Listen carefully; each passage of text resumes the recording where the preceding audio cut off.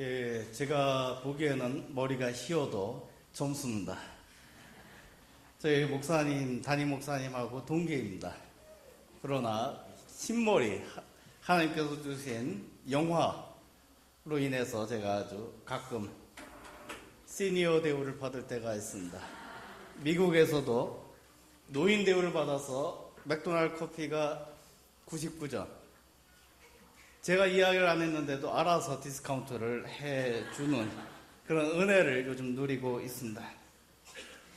저희 동기 중에 아주 목회자라는 김성환 목사님 교회에 와서 말씀 전하게 됨을, 또 여러 교사님들의 그 특송 또는 퍼포먼스, 그 다음에 이 성가대의 활기찬 찬양을 들으면서 참 오늘 잘 왔구나 하는 그런 생각이 들었습니다.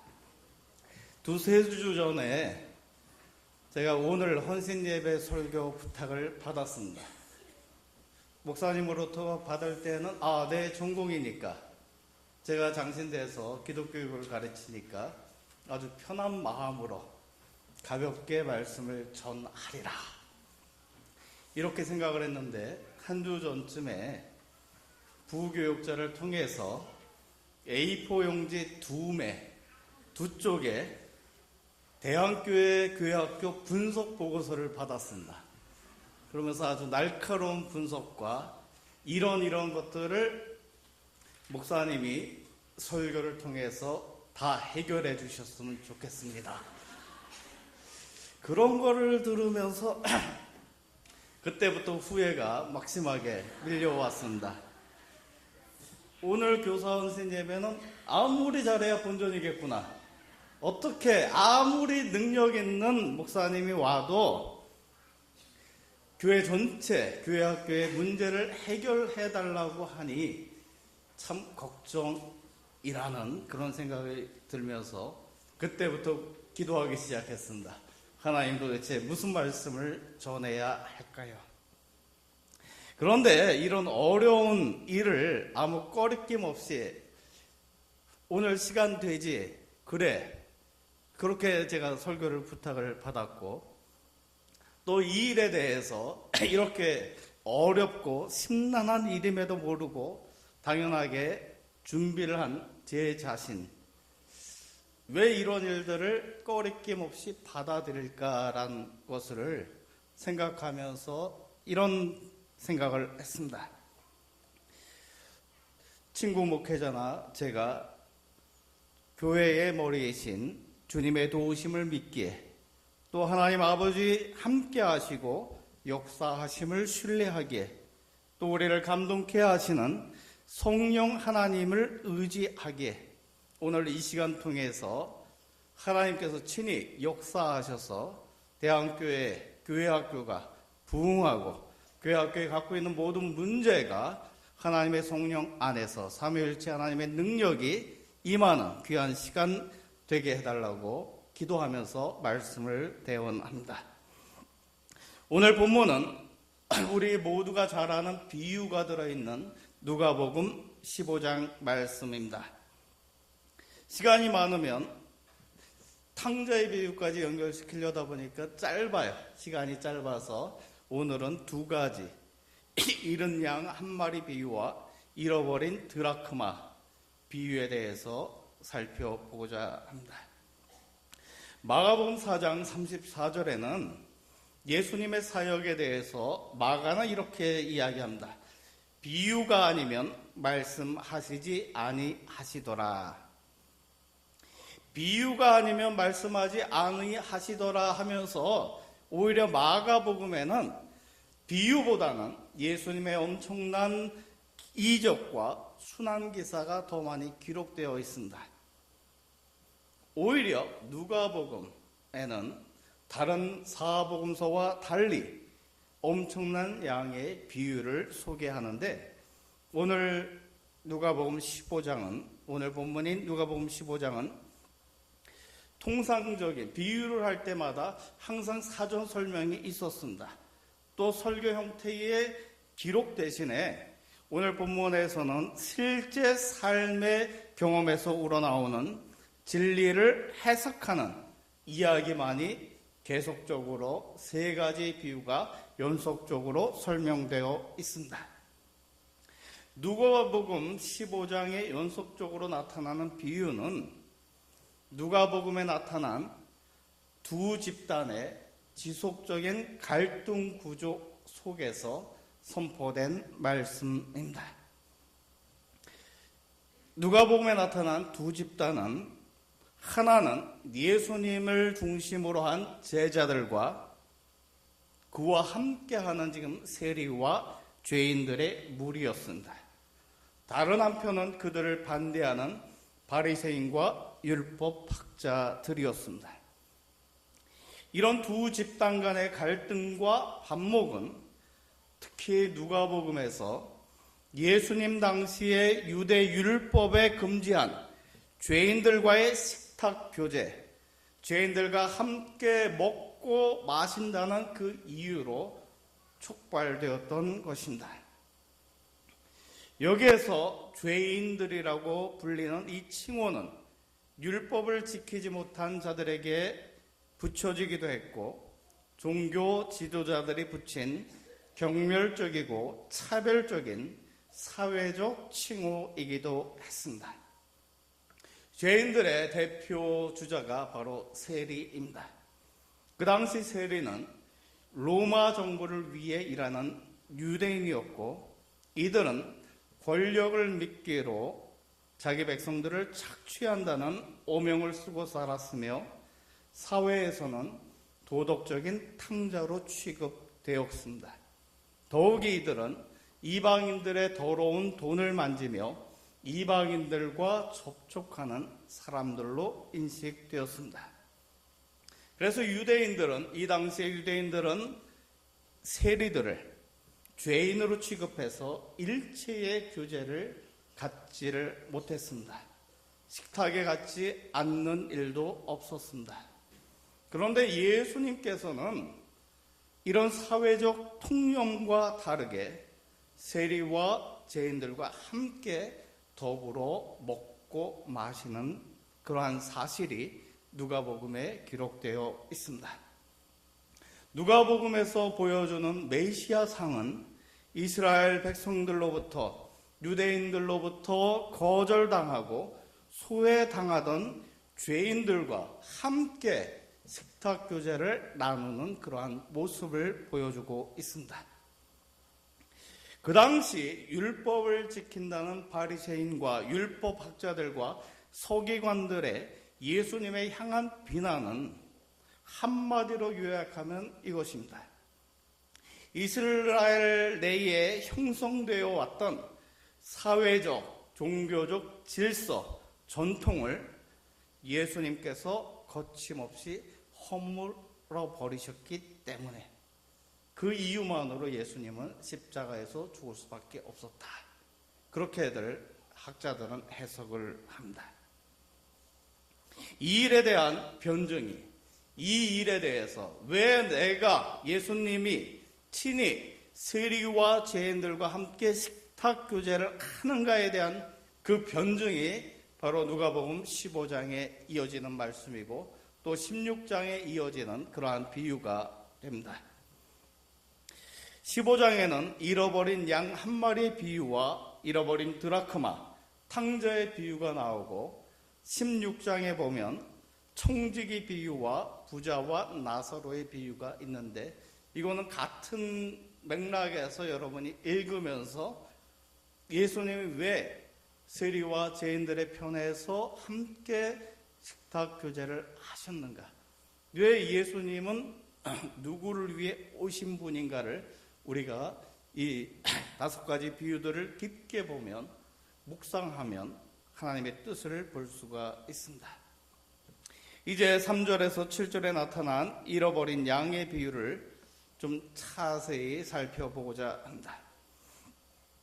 사람들에게 잘 알려진 에피소드를 사용하여 알려지지 않는 새로운 사실을 밝히는 것, 가장 고전적인 형태가 바로 비유라고 하는데 단순 비교입니다.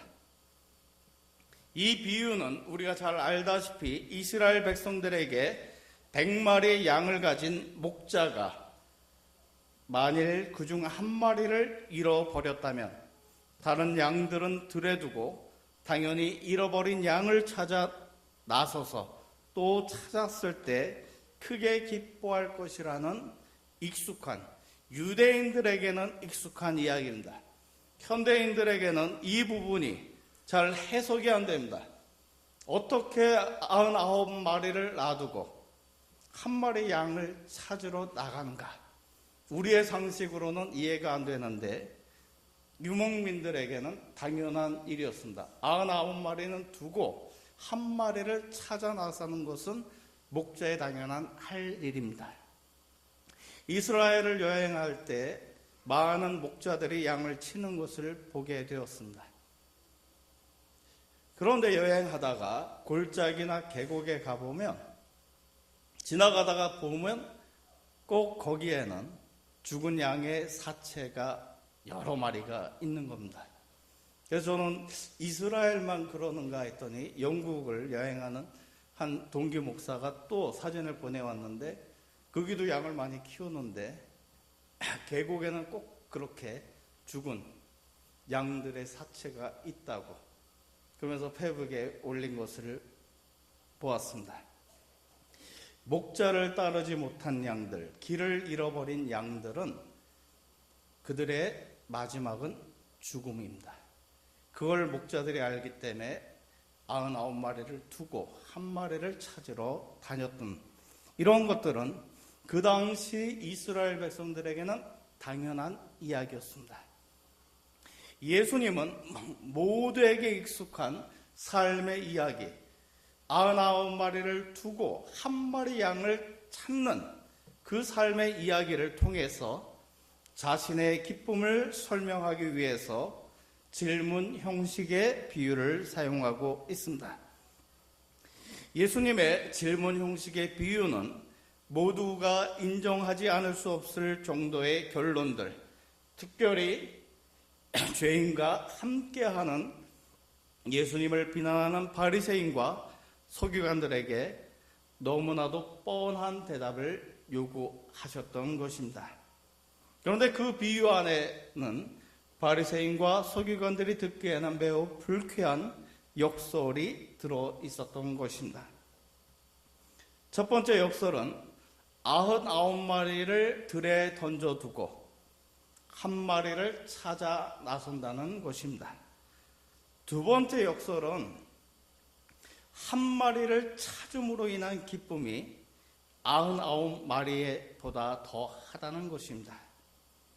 하나와 99이라는 숫자의 비대칭성은 청중들의 세계와 비유 세계의 사이에는 엄청난 거리감이 존재하는 것을 강조하는 것입니다. 과연 한 마리의 무게가 99마리의 양의 무게와 비교하는 것은 물리적으로 분명히 가능한 일이고 수치적으로도 우리가 확인할 수 있는 일입니다. 또 수학적 재능을 지닌 현대인들이 99이 중요하냐, 한 마리가 중요하냐 물으면 이건 비교가 될 수 없는 질문입니다. 당연히 모두가 99마리가 더 중요하다.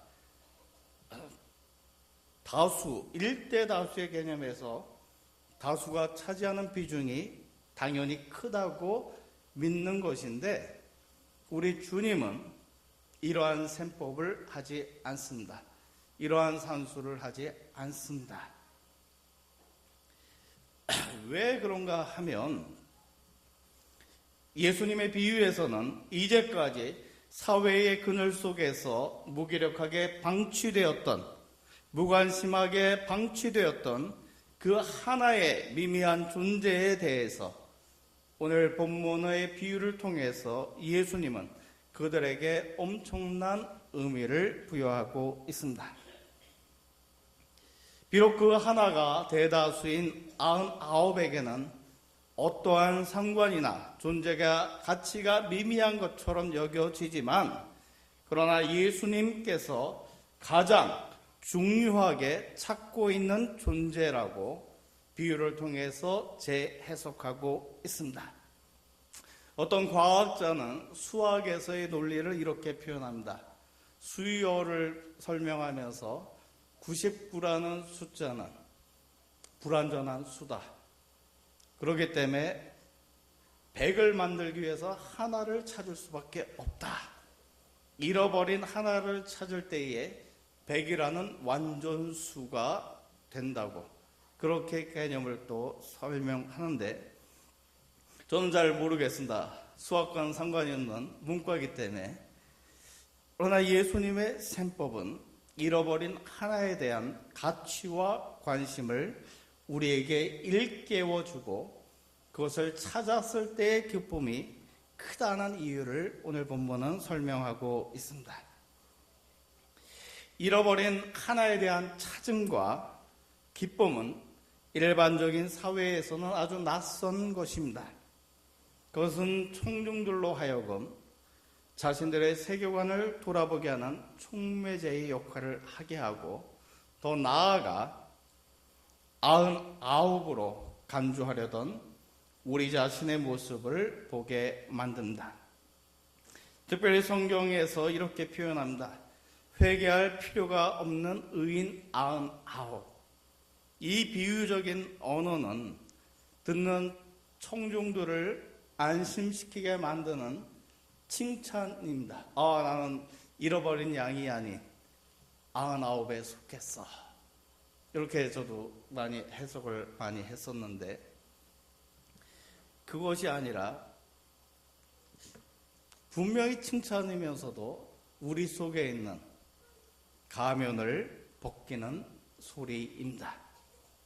이러한 파격은 신적인 자유를 제한하려는 어떤 인간적 노력도 거절하는 예수님의 의지가 표현되어 있습니다. 누가복음 15장에 나타난 잃어버린 양을 찾는 목자의 비유는 또 마태복음에서도 마태복음 18장 12절과 14절에서도 똑같은 비유가 나옵니다. 그런데 마태복음에서의 잃어버린 양을 찾는 목자의 비유를 우리가 읽을 때에는 그 전에 하늘나라에서 큰 자는 어린아이와 같은 자라는 비유와 연결해야 되고 또 어린아이와 같은 소자를 실족해 해서는 안 된다. 제가 교회 학교 교사할 때 가장 두려워하는 말씀이 소자를 실족해 하면 연자 맷돌을 메고 바다에 저는 많이 빠졌습니다. 바다에 너무 실족해 했던 일들이 많은데 그 말씀이 항상 부담이 됐어요. 교회 학교 교사하면서. 그런데 또 잃어버린 양의 비유가 더 나아가서는 교회 안에서 범죄한 형제에 대한 교훈과 용서에 대한 설교로 마태복음 18장에서는 이어지고 있습니다. 근데 마태복음에서 나타난 잃어버린 양은 어떤 사람인가 하면 교회 생활을 하다가 세상으로 떨어져 나가 실족된 사람입니다. 마태는 일타라는 동사로 풀라나오라는 동사를 사용하는데 이것은 신자가 죄를 짓고 타락하거나 나쁜 길로 잘못 나간 상태를 말하는 단어가 바로 이제 폴라나오라는 단어입니다. 이와 대조적으로 누가복음에서 잃은 양은 하나님께로 돌아와야 할 잃은 자, 길을 잃어버린 자, 바로 세리와 죄인들을 말합니다. 누가의 상황은 누가복음에서의 맥락은 교회에 바뀌며 일타라는 단어로 아폴룸이라는 단어를 사용하는데 주인이 가지고 있다가 단순히 잃어버린 것을 표현할 때 그 동사를 사용합니다. 또 마태복음 18장에는 똑같은 말로 아폴룸이라는 잃은 자에 대해서 설명되는데 마태복음의 문맥에서는 실족된 후에 완전히 멸망한 페리시드 된 그 상태를 의미합니다. 그러니까 단계가, 잃어버린 양의 단계가 좀 다양하게 있다는 걸 우리가 볼 수 있습니다. 그런데 오늘 누가복음에서 잃은 양은 세리와 죄인들로서 도움이 필요한 자들임을 보여준다. 잠시 길을 잃어버린 자들입니다. 그래서 누가복음은 마태복음에서 보여주는 목자와 달리 잃어버린 자를 찾으려는 열심이 더 간절해 보이는데, 이것이 바로 예수님께서 죄인들과의 식탁 교제를 강력하게 변증하는 것입니다. 이제 잃어버린 동전에 대해서 살펴보겠습니다. 이 비유는 역시 찾은 것, 잃어버린 것을 되찾는 기쁨을 설명하고 있습니다. 특별히 이 비유적인 언어를 통해서 적대적인 청중들, 바리새인과 서기관들에게 다시 한번 공동체적인 축제에 참여하도록 초청을 합니다. 이렇게 표현합니다. 만일 이 여인이 이런 동전을 찾았을 때에 이웃과 친구들이 그 여인의 즐거움에 동참했다면, 바리새인과 서기관들은 죄인 하나가 회개하고 돌아왔을 때에 기뻐하던 천사들의 그 기쁨에 더 많이 동참해야 하지 않겠는가? 이런 동전을 찾는 여인의 비유는 이런 양을 찾는 목자의 비유와 약간 다른 점이 있습니다. 첫 번째는 즐거워하는 주체가 목자인 남성이 아니라 여인이 등장을 한다. 잃어버린 동전을 찾기 위해서 쉴 새 없이 애쓰는 모습. 우리가 집에서 동전을 잃어버리면 찾기 쉬운데, 그렇게들 생각하시죠? 바닥이 깨끗해서 찾기가 쉬운데, 성지순례에 갔더니 고고학적으로 그 당시에 이제 시카고 대학의 고세진 교수님이 저희를 인솔을 하셨는데, 그 당시에 집에 가서 동전 하나를 집어 던졌어요. 집어 던졌는데, 집어 던지기 전에 이거는 몇 년도 거다 탁 던졌습니다. 그리고 저희 보러 찾으라고 30분 찾았는데 못 찾았습니다. 찾다가 하나 찾았는데 연도가 틀린 거 찾았습니다. 그랬더니 지난번에 왔을 때 던진 거 찾은 것 같다고. 모래먼지가 워낙 많다 보니까 찾는 일이 빗자루로 쓸고 해도 찾기가 어려울 정도에, 그래서 그 설교 말씀이 이해되었습니다. 동전 바닥에 떨어지면 찾기가 쉬운 일인데 왜 쓸고 애쓰고 불을 밝힐까? 그 정도로 어둡고 그 정도로 깨끗하지 못한 환경 속에 잃어버린 드라크마는 큰 돈이 아닙니다. 어떤 학자들은 10드라크마가 신부 지참금이었기 때문에 그걸 더 찾으려고 했었다 하는 그런 해석들도 합니다. 그런데 차이는, 잃어버린 양 한 마리와 드라크마의 차이는 찾는 대상이 생물에서 무생물로 바뀌었다는 겁니다. 그러면서 주석가들은 이 히브리어 은동전을 뜻하는 드라크마가 사라진 사람을 가리킬 수 있다, 또 이렇게 해석을 합니다. 드라크마가, 은동전이 사람들의 찾는 수고를 기다리고 있다, 그것을 강조해서 우리가 잃어버린 사람들, 그들은 우리가 찾기를 기다리고 있다 하는 그런 관점에서 봐야 된다고 그렇게 주석가들은 해석을 합니다. 세 번째로 이 여인의 축제적인 행동은 잃어버린 자를 찾고 즐거워하는 하나님의 축제적 행동으로 연결되고, 그 다음에 나오는 탕자의 비유에서는 잃어버린 탕자를 찾는 아버지의 하나님의 모습으로 나타나게 됩니다. 오늘 우리가 함께 살펴본 잃은 양 한 마리 비유에서는 목자가 한 마리 양을 찾기 위해서 수고하고 잃은 양을 찾은 다음에는 어깨에 메고 너무 기뻐서, 양 한 마리 어깨에 한번 메보시면 엄청 무겁습니다. 그럼에도 불구하고 그것이 기뻐서 찾았다고 해서 어깨에다 메고 오는 그런 기쁨을 표현하고 있고, 이어지는 비유에서는 여인도 목자와 같은 열심으로 10개의 동전을 만들기 위해 잃어버린 하나를 8절에 보면 이렇게 합니다. 불을 밝혀놓고 집을 쓸며 동전을 찾을 때까지 부지런히 찾고 있는 열정을 보여주고 있습니다. 저는 오늘 설명드린 이 두 가지 비유에서 목자와 여인이 잃어버린 것을 찾으려고 하는 열심과 애정과 수고가 대한교회, 교회학교를 지탱하는 교사들에게 있어야 하겠다. 그러한 생각에서 오늘 본문의 말씀을 전했습니다. 교육 목사님이 분석한 대한교회, 교회학교 좋은 점과 더 개발해야 될 점들이 여러 가지가 있었는데, 그 많은 것 우리가 대안을 찾을 수가 있습니다.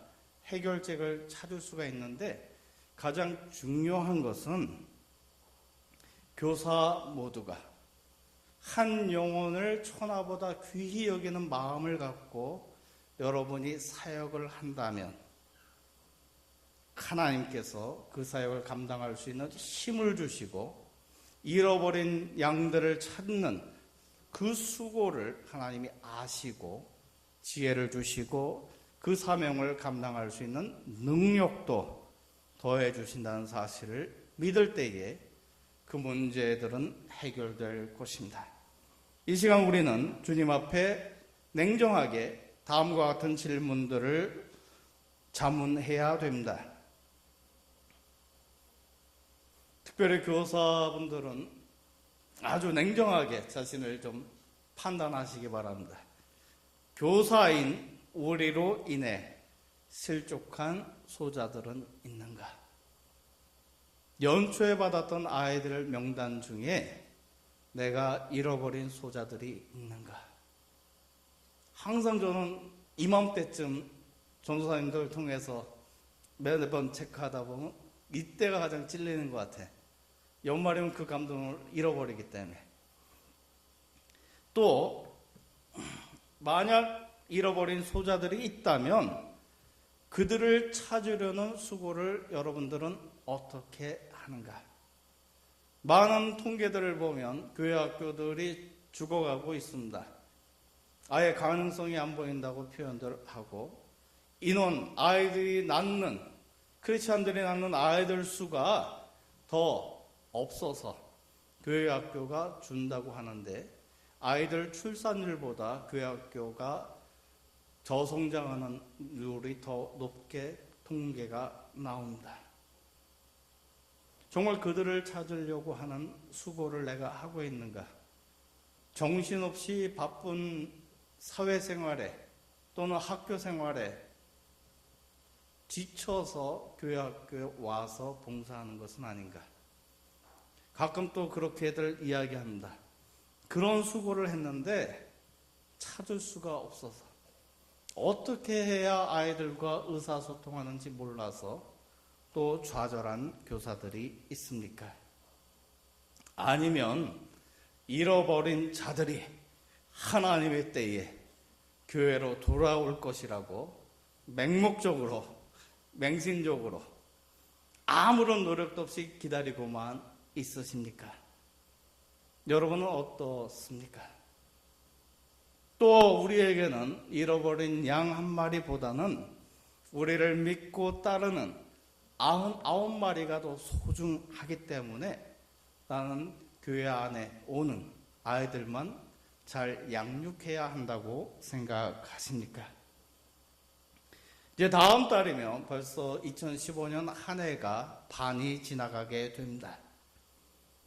우리는 나에게 맡겨진 학생들, 이거는 여러분 모두에게 포함됩니다. 오늘 교사 헌신 예배여서 제가 교사에만 적용하는데, 교구장들, 구역장들 똑같은 마음으로 이 말씀을 받아 하나님 앞에 자문하셔야 됩니다. 우리에게 맡겨진 영혼들을 우리는 잘 양육하고 있는가? 이 일은 주일학교 교사들, 교육 전도사들, 교육 전임들, 목사들의 책임이 아닙니다. 온 교회와 성도들이 잃어버린 자들을 향한 책임이 분명하게 있다는 사실을 우리는 기억해야 되고, 우리 교사들은 예수님의 셈법, 하나가 천하보다 귀하다는 그 마음을 갖고 학생들을 바라보아야 합니다. 예수님의 셈법을 가지고 교회 학교 간에, 각 부서 간에 그러한 긴장 또한 해결됩니다. 한 영혼을 사랑한다면 그 영혼이 하나님 앞에 바로 서는 일을 위해서라면 교사들은 각 부서 간 협력할 수밖에 없습니다. 유년부에서 소년부로 올려놨을 때 가끔 저도 할 때 그런 교육정도 할 때 안타까움이 있었어요. 제가 열심히 부흥시켜서 졸업시켜 놓으면 그 다음 부서에 가서는 아이들이 신앙생활을 안 하는 거예요. 그때는 막 화가 났습니다. 왜 그 전도사님은 나만큼 못하는가? 저는 교육전도사 할 때 어린이 구역 예배까지 했고요. 새벽 예배까지 하고 주 7일 교회 가서 살았습니다. 왜냐하면 집과 학교와 교회가 같은 동네에 있었기 때문에 시간 내는 게 문제가 아니었습니다. 그런데 이 부분, 자꾸 한 영혼이 천하보다 귀하다는 마음이, 이러한 셈법을 저도 나이가 들면서 목사가 되니까 점점 잃어버리는 것 같습니다. 우리가 한 영혼이 천하보다 더 귀하다는 생각을 갖고 섬길 때에 같은 비전을 갖고 함께 협력한다면 하나님께서는 잃어버린 소자들을 찾게 만드실 것이고, 이러한 일들을 우리가 감당할 때 우리는 큰 기쁨을 경험하게 될 것입니다. 우리의 기쁨 때문에, 내가 한 잃어버린 소자를 찾았기 때문에 너무 기뻐서 사람들을 불러 축제를 여는 그러한 날들이 대한교회, 교회학교에 올 것입니다. 그 일을 믿음으로 보시고 그것을 생각하면서 교사들과 협력하시고 교역자들을 밀어주시고, 또 교회 성도분들은, 또 장로님들은, 목사님들은 교회학교 수고하는 교사들을 위해서 기도로 협력해 주시고, 여러분의 아이들, 각 교사들은 자신의 아이들이 아닙니다. 하나님의 자녀를 양육하는 귀한 사명을 갖고 있다는 사실을 기억하시고, 가끔 그래요. 우리 자녀가 소년부에 있어서 소년부 교사하고요, 졸업하면 중등부까지 바꿔가는 그런 경우들이 따라가는 그런 열성적인 학부모가 있는데, 그 마음을 포기하시기 바랍니다. 하나님의 자녀를 양육하는 마음, 내 자녀를 양육하는 마음으로 아이들을 섬길 때 하나님께서 역사하실 것입니다. 그 기쁨이 더 크다는 사실을 기억하시고, 이 시간은 제가 이 교회 스타일이 어떤지 모르지만 정말 마음속으로 정말 우리 안에 구령의 열정을 회복시켜 달라고, 한 영혼이 천하보다 귀하다는데 이제는 그것이 말로만이 아닌, 지식으로만이 아닌 내 마음으로 하나님께서 주시는 말씀에 응답하겠다는 결단의 시간을 가졌으면 좋겠습니다. 조용하게 눈 감고 기도했으면 좋겠습니다. 내 안에 구령의 열정을 회복시켜 주옵소서. 내 안에 한 영혼이 천하보다 귀하다는 그 마음이 어떤 마음인지를 알게 하시고, 잃어버린 소자를 위해서 십자가에 못 박혀 죽으신 우리 예수님의 사랑을 기억하는 저희들 되도록 이 시간 하나님 우리의 마음을 깨우쳐 주시기를 원합니다. 우리를 교사로 불러주셨는데 그 사명을 감당할 수 있도록 하나님 지혜와 명철을 더하여 주시고, 한 영혼이 천하보다 귀하다는 그 말씀이 무슨 의미인지를 우리에게 구체적으로 깨우쳐 주시고 말씀하여 주시고 우리가 그 사명을 감당할 때에 정말 잃어버린 자들을 찾는 기쁨을 우리 안에 회복시켜 주옵소서.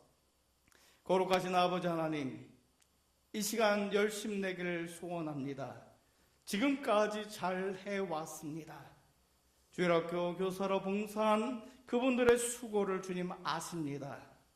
그러나 우리 주님께서 우리에게 요구하시는 것은 더 많은 노력, 하나님을 향한 더 많은 사랑이 아이들에게 표현되기를 원하는 것을 우리가 아오니 우리 안에 구령의 열정을 회복시켜 주시고 정말 교우들은, 성도들은 우리 아이들, 하나님의 자녀를 양육하는 교사들을 위해 기도하게 하시고 그들을 도울 수 있도록 한 마음을 주셔서 한 성령 안에서 대한교회가 하나님의 몸된 교회로서 거듭나게 하시고 이 지역사회를 변화시킬 사명이 있음을 깨닫게 하시고 그 사명을 잘 감당할 수 있도록 일마다 때마다 성령님께서 친히 역사하여 주옵소서. 모든 것 감사드리며 예수님 이름으로 기도하옵나이다. 아멘.